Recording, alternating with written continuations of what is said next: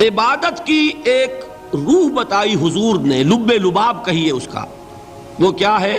دعا۔ الدعاء مخ العبادہ، الدعاء هو العبادہ۔ حضور کی یہ دو احادیث بہت سادہ، بہت مختصر۔ دعا ہی عبادت کا جوہر ہے۔ مخ کہتے ہیں ہڈی کے اندر جو گودا ہوتا ہے وہ مخ ہے۔ گودا جو ہے عبادت کا وہ کیا ہے؟ دعا۔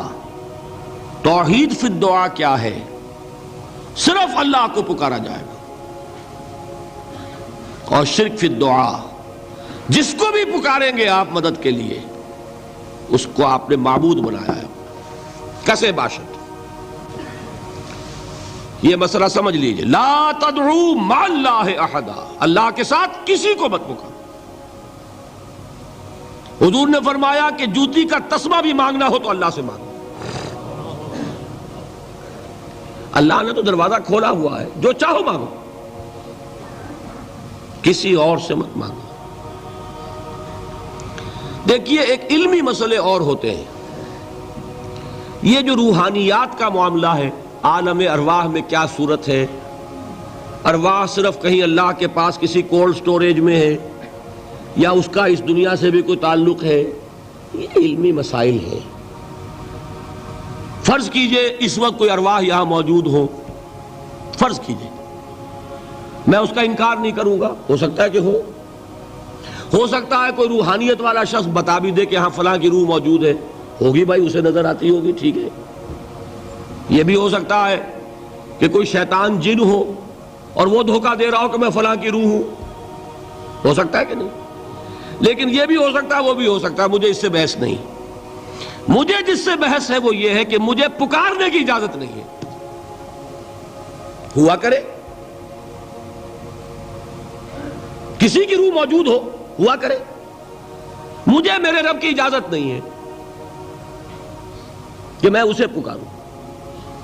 مدد مانگوں گا اللہ سے، دعا کروں گا اللہ سے، استغاثہ کروں گا اللہ سے، تکلیف کے لیے دہائی دوں گا اللہ کی۔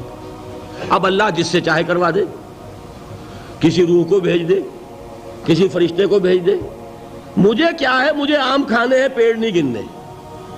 فلاں روح نے آگے کام کر دیا، کرے بھائی، میرا کام بننا چاہیے۔ اور فرشتہ آ گیا، اس نے کام بنا دیا، کرے، مجھے کیا غرض ہے اس سے، میرا کام بننا چاہیے۔ میرا مسئلہ یہ ہے کہ مجھے پکارنا ہے صرف اللہ۔ اللہ کو اس کی بھی قدرت ہے، کسی کو نہ بھیجے، نہ کسی روح کو بھیجے، نہ ملائکہ کو بھیجے، بغیر کسی کے جو چاہے کر دے۔ اللہ کا مرضی ہے، وہ چاہے کسی روح کو بھیج دے، کسی فرشتے کو بھیج دے، مجھے اس سے غرض ہی کوئی نہیں۔ مجھے تو اپنی تکلیف کا دور ہونا مطلوب ہے، اس کے لیے میں پکاروں گا۔ سمجھ رہے؟ دیکھیے میں سادہ ترین کر رہا ہوں مسئلہ، عبد القادر جیلانی کی روح یہاں ہے یا نہیں، حضور کی روح انور یہاں ہے یا نہیں، یہ تو علمی مسئلہ ہو گیا نا۔ یہ فرشتے یہاں ہیں کہ نہیں، کوئی اختلاف ہے؟ میں پکار سکتا ہوں اسے کہ بھائی ذرا میرا کام کر دینا ہے؟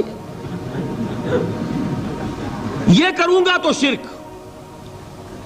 موجود ہیں کرامن کاتبین ہے کہ نہیں؟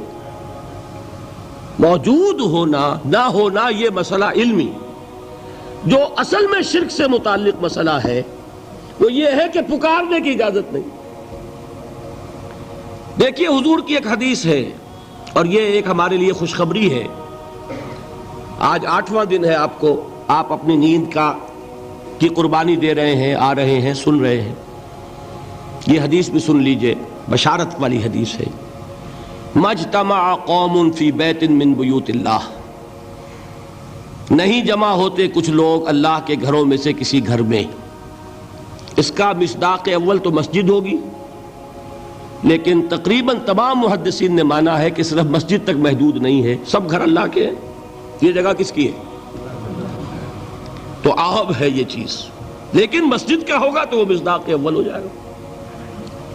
مجتمع قوم فی بیت من بیوت اللہ یتلون کتاب اللہ ویتدارسونہ بینہم، کام کیا کر رہے ہوں کہ اللہ کی کتاب پڑھ رہے ہوں، وہ سمجھ رہے ہوں، سمجھا رہے ہوں، تو کیا ہوتا ہے؟ الا نزلت علیہم السکینہ، ان پر اللہ کی طرف سے سکینت کا نزول ہوتا ہے۔ وغشیتہم الرحمہ، رحمت خداوندی انہیں ڈھانپ لیتی ہے۔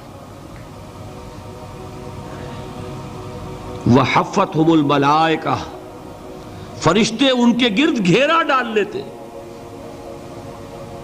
وذکرہم اللہ فی من عندہ، اور اللہ ذکر کرتا ہے ان کا ملائکہ مقربین کی محفل میں۔ دیکھو تم کہتے تھے یہ انسان بڑا گھٹیا ہے، میرے وہ بندے اس وقت میرے گھر میں جمع ہے صرف میرے کلام کو سمجھنے کے لیے۔ اللہ فخر کرتا ہے اس میں، ذکر کرتا ہے اللہ۔